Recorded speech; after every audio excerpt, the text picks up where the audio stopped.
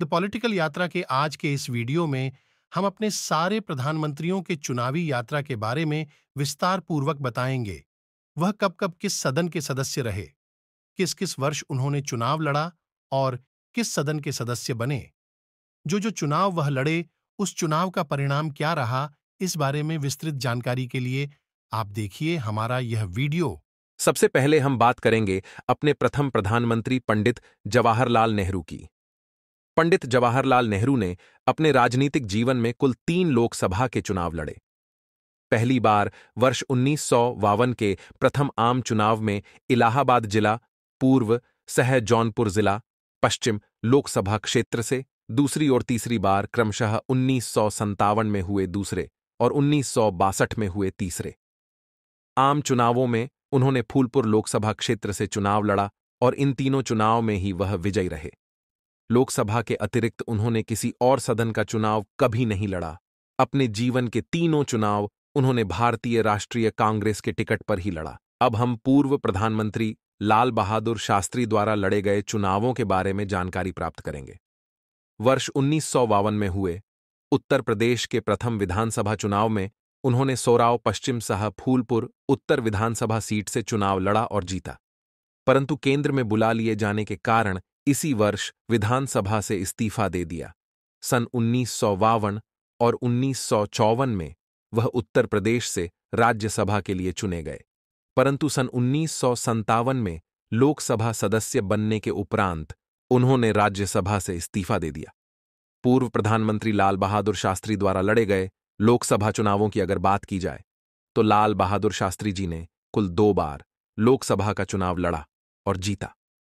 पहली बार 1957 में इलाहाबाद संसदीय सीट से और पुनः 1962 में इलाहाबाद संसदीय सीट से ही सांसद चुने गए।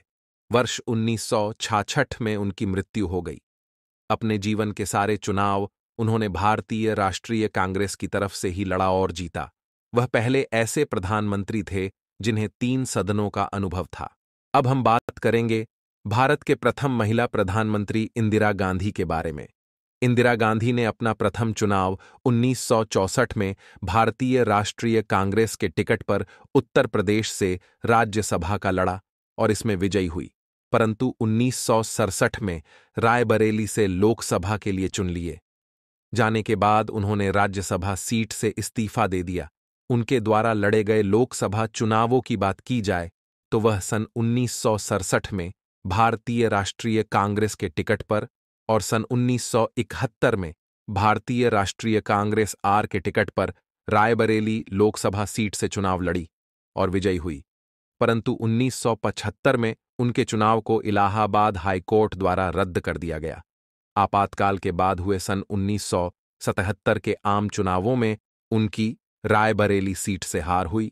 इसके उपरांत उन्होंने सन 1978 में हुए चिकमेंगलूर उपचुनाव में हिस्सा लिया और एक बार पुनः लोकसभा की संसद बनी। सन 1980 में हुए आम चुनावों में उन्होंने 2 स्थानों आंध्र प्रदेश के मेंढक और उत्तर प्रदेश के रायबरेली से चुनाव लड़ा और दोनों ही जगह से उनकी जीत हुई।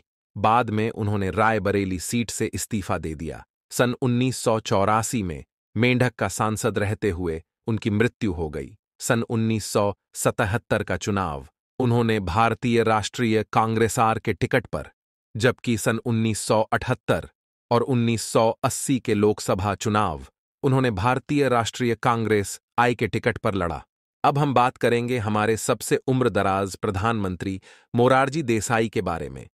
मोरारजी देसाई ने अपने चुनावी यात्रा की शुरुआत सन 1952 में बॉम्बे राज्य से की। वे पहला विधानसभा चुनाव बॉम्बे राज्य के बुलसार चिखली विधानसभा से 1952 में लड़े और इस चुनाव को जीतने के बाद वह बॉम्बे राज्य के मुख्यमंत्री भी बने। बॉम्बे राज्य वर्तमान गुजरात, महाराष्ट्र और कर्नाटक राज्य के कुछ हिस्सों में फैला हुआ था। इसके उपरांत उन्होंने सन 1957 में सूरत लोकसभा सीट से लोकसभा का चुनाव लड़ा और विजयी रहे। इसके उपरांत सन 1962, सन 1967, सन 1971 और 1977 के आम चुनाव में भी वह सूरत लोकसभा सीट से लड़े और इस लोकसभा सीट से वह लगातार 5 बार सांसद चुने गए। सन 1957, सन 1962, और सन 1967 का चुनाव। उन्होंने भारतीय राष्ट्रीय कांग्रेस के टिकट पर लड़ा, जबकि सन 1971 में हुए आम चुनाव में वह भारतीय राष्ट्रीय कांग्रेस संगठन की तरफ से चुनाव लड़े और जीते। आपातकाल के बाद हुए सन 1977 के आम चुनाव में वह भारतीय लोकदल के टिकट पर सूरत से सांसद बने और इसी वर्ष प्रधानमंत्री भी बने। सन 1977 के उपरांत उन्होंने कोई भी चुनाव नहीं लड़ा। सन 1995 में उनकी मृत्यु हो गई। अब हम बात करेंगे भारत के प्रधानमंत्री रहे चौधरी चरण सिंह के बारे में। चौधरी चरण सिंह ने अपने चुनावी यात्रा की शुरुआत सन 1952 में हुए उत्तर प्रदेश के विधानसभा चुनाव से की। 1952 में वे बागपत पश्चिम विधानसभा से भारतीय राष्ट्रीय कांग्रेस के टिकट पर चुनाव लड़े और विजयी रहे। इसके उपरांत सन 1957 में उन्होंने कोटाना विधानसभा सीट से भारतीय राष्ट्रीय कांग्रेस के टिकट पर चुनाव लड़ा और दोबारा विधायक बने। सन 1962 के उत्तर प्रदेश विधानसभा आम चुनाव में पुनः कोटाना सीट से ही भारतीय राष्ट्रीय कांग्रेस के टिकट पर विधायक चुने गए। सन 1967 में हुए उत्तर प्रदेश विधानसभा के चुनाव में उन्होंने छपरौली सीट से भारतीय राष्ट्रीय कांग्रेस के टिकट पर विजय प्राप्त की। सन 1969 और सन 1974 के उत्तर प्रदेश विधानसभा चुनाव में उन्होंने छपरौली सीट से भारतीय क्रांति दल के प्रत्याशी के रूप में विजय प्राप्त की। उनके द्वारा लड़े गए लोकसभा चुनावों की यदि बात की जाए तो वह पहली बार 1971 में मुजफ्फरनगर सीट से भारतीय क्रांति दल के प्रत्याशी के रूप में चुनाव लड़े, परंतु उनकी हार हुई। इसके बाद सन 1977, 1980 और 1984 का चुनाव उन्होंने बागपत संसदीय सीट से लड़ा और इन तीनों चुनाव में उनकी विजय हुई। 1977 में उन्होंने भारतीय लोकदल से, जबकि 1980 में जनता पार्टी एस से और 1984 का चुनाव उन्होंने लोकदल के टिकट पर लड़ा। सन 1987 में बागपत का सांसद रहते हुए ही उनका निधन हो गया। अब हम बात करेंगे हमारे सबसे युवा पूर्व प्रधानमंत्री राजीव गांधी के बारे में, जो कि अपने भाई संजय गांधी की मृत्यु के उपरांत राजनीतिक जीवन में आए थे और संजय गांधी की मृत्यु के वजह से खाली हुई अमेठी लोकसभा सीट से 1981 में लोकसभा का चुनाव लड़ा और पहली बार सांसद बने। इसके उपरांत इसी सीट से सन 1984, 1989 और 1991 में 3 बार और सांसद बने। उन्होंने अपने जीवन के सारे चुनाव भारतीय राष्ट्रीय कांग्रेस आई की तरफ से ही लड़े। 1991 के लोकसभा चुनाव से जुड़ा एक दुखद संजोग यह भी है कि लोकसभा चुनाव के परिणाम आने के पहले ही राजीव गांधी की मृत्यु हो चुकी थी। अब हम बात करेंगे अपने पूर्व प्रधानमंत्री विश्वनाथ प्रताप सिंह के बारे में। उनके चुनावी यात्रा की अगर बात की जाए तो उन्होंने वर्ष 1969 में विधानसभा का चुनाव इलाहाबाद की 16वीं सीट से भारतीय राष्ट्रीय कांग्रेस आर के टिकट पर लड़ा और विजयी हुए। इसके उपरांत पुनः 1981 में उन्होंने विधानसभा का चुनाव भारतीय राष्ट्रीय कांग्रेस आई के टिकट पर तिंदवारी विधानसभा से लड़ा और जीता। सन 1980 में वह उत्तर प्रदेश की विधान परिषद में भी भारतीय राष्ट्रीय कांग्रेस आई के टिकट पर चुने गए, परंतु 1981 में तिंदवारी से विधायक बनने के उपरांत उन्होंने विधान परिषद से इस्तीफा दे दिया। उनके द्वारा लड़े गए लोकसभा चुनाव की यदि बात किया जाए तो उन्होंने 1969 में फूलपुर लोकसभा से भारतीय राष्ट्रीय कांग्रेस आर के टिकट पर चुनाव लड़ा और इस चुनाव में उनकी पराजय हुई। पुनः सन 1971 के आम चुनाव में वे फूलपुर लोकसभा से ही वे भारतीय राष्ट्रीय कांग्रेस आर के टिकट पर चुनाव जीते और पहली बार सांसद बने। सन 1977 में हुए आम चुनाव में हुए भारतीय राष्ट्रीय कांग्रेस आर के टिकट पर इलाहाबाद संसदीय सीट से उन्होंने चुनाव लड़ा, परंतु वहां उनकी हार हुई। 1980 के आम चुनाव में वह पुनः इलाहाबाद से भारतीय राष्ट्रीय कांग्रेस आई के टिकट पर चुनाव लड़े और जीते, परंतु इस वर्ष उत्तर प्रदेश का मुख्यमंत्री बन जाने के कारण उन्होंने लोकसभा के सदस्यता से इस्तीफा दे दिया और विधान परिषद सदस्य बन गए। 1983 में मुख्यमंत्री से हटने के उपरांत वे भारतीय राष्ट्रीय कांग्रेस आई के टिकट पर राज्यसभा के मेंबर बने और 1988 तक राज्यसभा के सदस्य बने रहे। 1988 में उन्होंने कांग्रेस पार्टी से इस्तीफा दे दिया और एक बार पुनः इलाहाबाद संसदीय सीट से निर्दलीय प्रत्याशी के रूप में चुनाव लड़े और जीते। सन 1989 और 1991 में हुए आम चुनाव में हुए जनता दल के प्रत्याशी के रूप में फतेहपुर लोकसभा सीट से चुनाव लड़े और विजयी हुए। 2008 में विश्वनाथ प्रताप सिंह की मृत्यु हो गई। वह भारत के पहले ऐसे प्रधानमंत्री थे जिन्हें चारों सदनों के सदस्य रहने का मौका मिला। अब हम बात करेंगे पूर्व प्रधानमंत्री चंद्रशेखर के बारे में। चंद्रशेखर ने अपने जीवन का पहला लोकसभा चुनाव उत्तर प्रदेश के रसड़ा लोकसभा सीट से सन 1957 में प्रजा सोशलिस्ट पार्टी के टिकट पर लड़ा था और इस चुनाव में उनकी हार हुई थी। इसके उपरांत सन 1962 में हुए राज्यसभा के चुनाव में उत्तर प्रदेश से प्रजा सोशलिस्ट पार्टी के टिकट पर जीते। इसके उपरांत सन 1968 में पुनः कांग्रेस के टिकट पर उत्तर प्रदेश से ही राज्यसभा में दूसरी बार पहुंचे। इसके उपरांत उन्होंने कांग्रेस छोड़ दी। सन 1974 में निर्दलीय प्रत्याशी के रूप में वह तीसरी बार राज्यसभा के सदस्य बने, परंतु 1977 में लोकसभा का सदस्य बन जाने के कारण उन्होंने राज्यसभा से इस्तीफा दे दिया। जैसा कि मैं पहले ही बता चुका हूं कि भारतीय राजनीति के युवा तुर्क कहे जाने वाले चंद्रशेखर ने अपना पहला लोकसभा चुनाव सन 1957 में रसड़ा लोकसभा क्षेत्र से लड़ा था, जिसमें उनकी हार हुई थी। इसके उपरांत पुनः सन 1977 में उन्होंने बलिया संसदीय सीट से भारतीय लोक दल के टिकट पर चुनाव लड़ा और पहली बार लोकसभा के सांसद बने।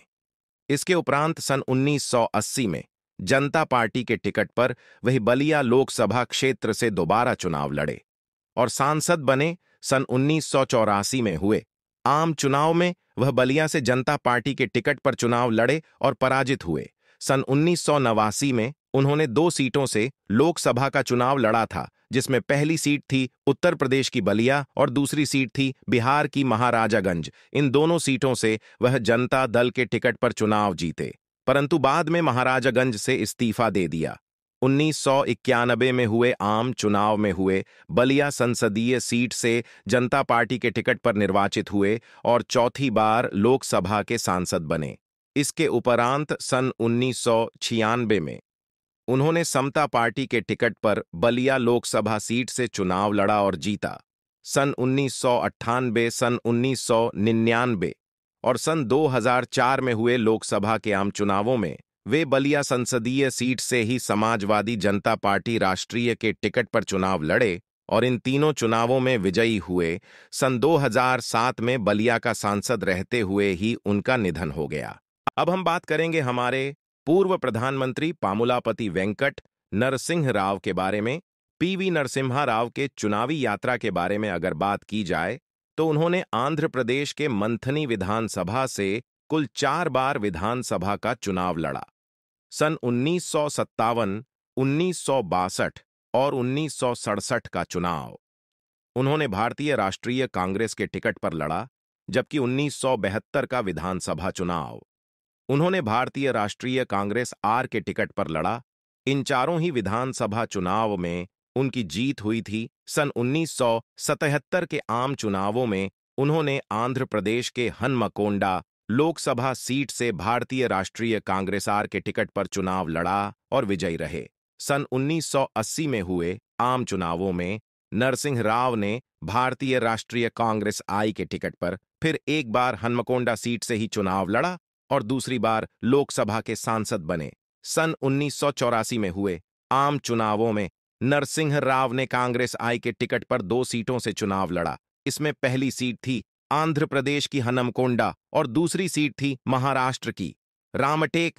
इसमें हनमकोंडा में उनकी हार हुई, जबकि रामटेक सीट से वे सांसद चुने गए। सन 1989 के आम चुनाव में नरसिंह राव रामटेक लोकसभा सीट से भारतीय राष्ट्रीय कांग्रेस आई के टिकट पर चुनाव लड़े और जीते। 1991 में हुए आम चुनाव में उन्होंने भाग नहीं लिया, परंतु राजीव गांधी की हत्या से उपजी परिस्थितियों के कारण उन्हें कांग्रेस का कार्यकारी अध्यक्ष बनाया गया और जब कांग्रेस सत्ता में आई तो हुए प्रधानमंत्री बने और आंध्र प्रदेश के नांदयाल लोकसभा सीट से चुनाव लड़े और जीते।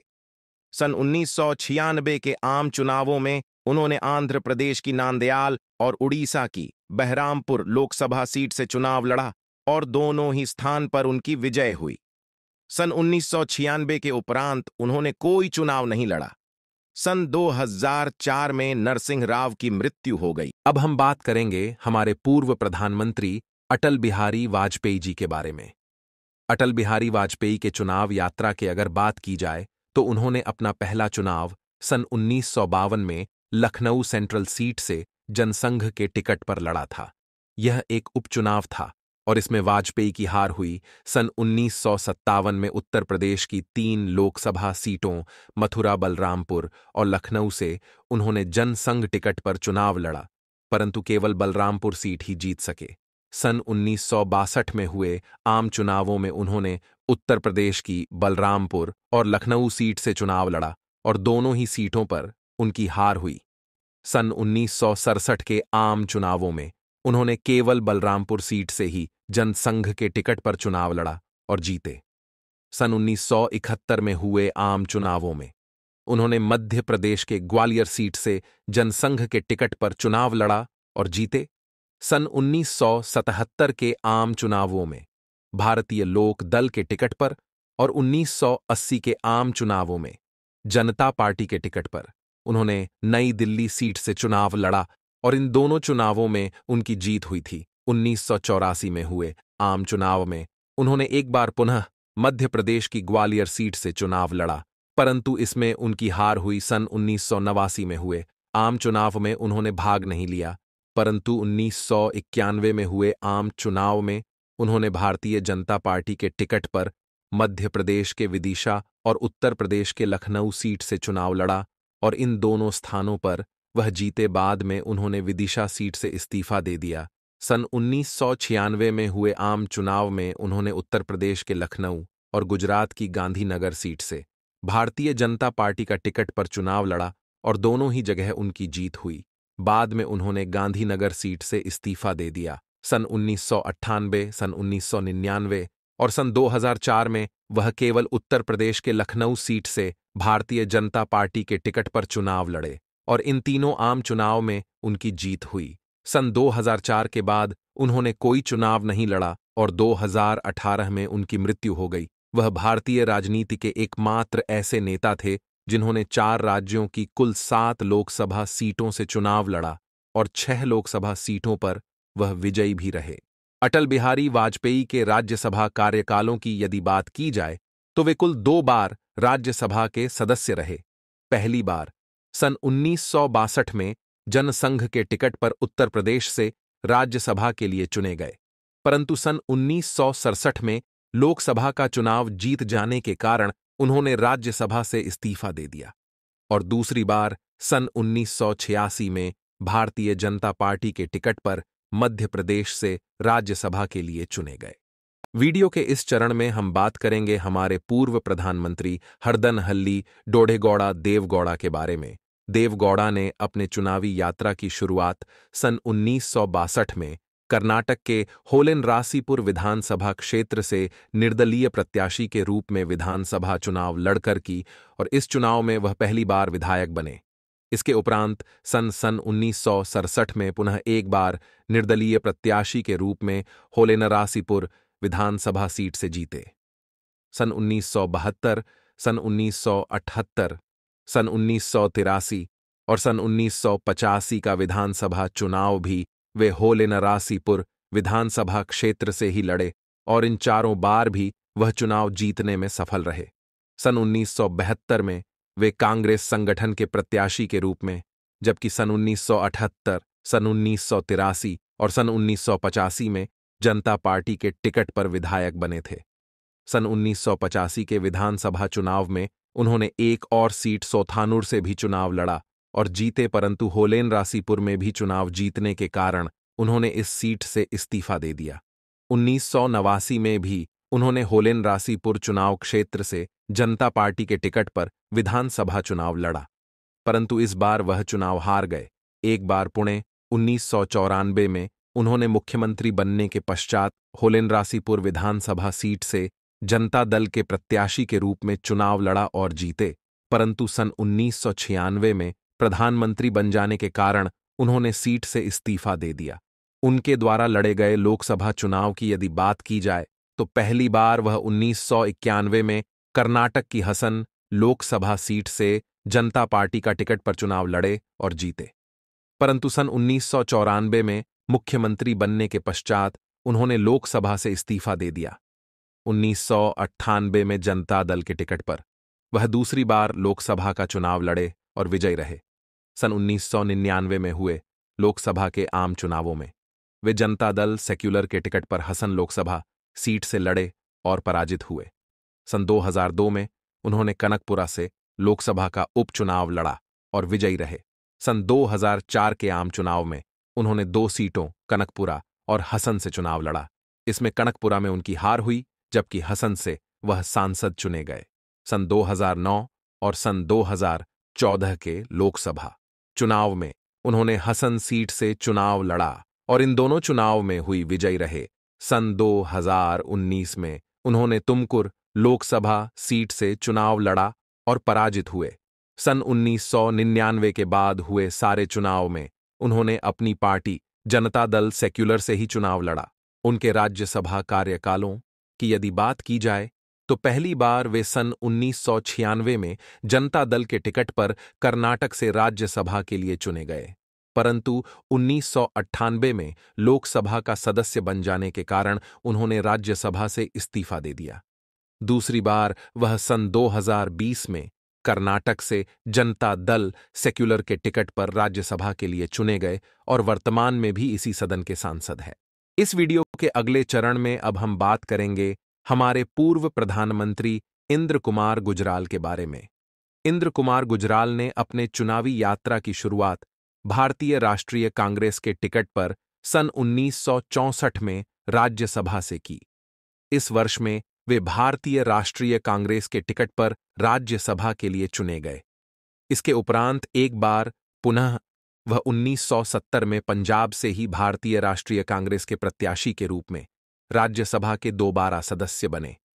सन 1992 में जनता दल के प्रत्याशी के रूप में वह तीसरी बार बिहार से राज्यसभा के सदस्य बने और उनका यह कार्यकाल 1998 में खत्म हुआ। उनके द्वारा लड़े गए लोकसभा चुनाव की यदि बात की जाए तो वह पहली बार 1989 में जनता दल के टिकट पर जालंधर से चुनाव लड़े और पहली बार लोकसभा के सांसद बने। इसके उपरांत सन 1991 में उन्होंने पटना लोकसभा सीट से जनता दल के प्रत्याशी के रूप में चुनाव लड़ा, परंतु चुनाव में भारी अनियमितता पाए जाने के बाद निर्वाचन आयोग ने इस चुनाव को रद्द कर दिया। इंद्र कुमार गुजराल ने इसके उपरांत सन 1998 में एक बार पुनः जालंधर लोकसभा सीट से जनता दल प्रत्याशी के रूप में विजय प्राप्त की और दूसरी बार लोकसभा के सांसद बने। 1999 के उपरांत उन्होंने कोई चुनाव नहीं लड़ा। सन 2012 में उनकी मृत्यु हो गई। वीडियो के अगले चरण में हम बात करेंगे हमारे पूर्व प्रधानमंत्री मनमोहन सिंह के बारे में। मनमोहन सिंह ने अपने जीवन का प्रथम चुनाव भारतीय राष्ट्रीय कांग्रेस आई के टिकट पर 1991 में असम से राज्यसभा के लिए लड़ा और निर्वाचित हुए। सन 1995 में वे पुनः असम से ही भारतीय राष्ट्रीय कांग्रेस आई के टिकट पर राज्यसभा के लिए दोबारा चुने गए। इसके उपरांत सन 2001 तथा 2007 और 2013 में 3 बार और वह असम से भारतीय राष्ट्रीय कांग्रेस के टिकट पर राज्यसभा के सदस्य रहे, अर्थात वह कुल 5 बार असम से राज्यसभा के सदस्य रहे। अभी 2019 से मनमोहन सिंह राजस्थान से भारतीय राष्ट्रीय कांग्रेस की तरफ से राज्यसभा के सदस्य हैं। उनके द्वारा लड़े गए लोकसभा चुनावों की अगर बात की जाए तो उन्होंने सन 1999 में दक्षिण दिल्ली लोकसभा सीट से भारतीय राष्ट्रीय कांग्रेस के टिकट पर चुनाव लड़ा था और इस चुनाव में वह पराजित हुए। इसके उपरांत उन्होंने कभी लोकसभा का चुनाव नहीं लड़ा। वर्तमान प्रधानमंत्री नरेंद्र मोदी की अगर बात की जाए तो वह कुल 4 बार विधायक रहे हैं। पहली बार 2002 में मुख्यमंत्री बनने के उपरांत उन्होंने राजकोट द्वितीय क्षेत्र से उपचुनाव लड़ा और विजय प्राप्त की। इसके उपरांत 2002 में ही हुए गुजरात विधानसभा के आम चुनाव में मणिनगर विधानसभा क्षेत्र से दूसरी बार विधायक बने। इसके उपरांत मणिनगर विधानसभा सीट से ही उन्होंने 2007 और 2012 के गुजरात विधानसभा के आम चुनाव में विजय प्राप्त किया। 2014 में प्रधानमंत्री बनने के उपरांत इन्होंने विधानसभा की सदस्यता से इस्तीफा दे दिया। लोकसभा चुनाव की बात की जाए तो वह कुल 2 बार लोकसभा के सदस्य रहे हैं। पहली बार 2014 में उन्होंने 2 सीटों वाराणसी और वडोदरा से लोकसभा का चुनाव लड़ा था और दोनों ही जगह में वह विजयी रहे। उन्होंने वडोदरा सीट से इस्तीफा दे दिया और वाराणसी के सांसद बने रहे। इसके उपरांत 2019 में हुए आम चुनाव में वह वाराणसी सीट से चुनाव लड़े और विजयी रहे। मोदी जी के साथ एक संयोग यह भी है, आज तक वह जितनी बार विधायक रहे उतने बार मुख्यमंत्री बने और जितने बार सांसद रहे उतने बार प्रधानमंत्री बने। अपने जीवन के सारे चुनाव उन्होंने अब तक भारतीय जनता पार्टी के टिकट पर ही लड़ा है। यह थी अब तक के सारे प्रधानमंत्रियों के चुनावी यात्रा के बारे में संपूर्ण जानकारी। अगर आपको यह वीडियो पसंद आया हो तो लाइक का बटन दबाएं और चैनल को अन्य ऐसे वीडियो के लिए सब्सक्राइब करें। अगर आप किसी और पॉलिटिकल चीज के बारे में वीडियो बनवाना चाहते हैं तो कमेंट बॉक्स में लिखें।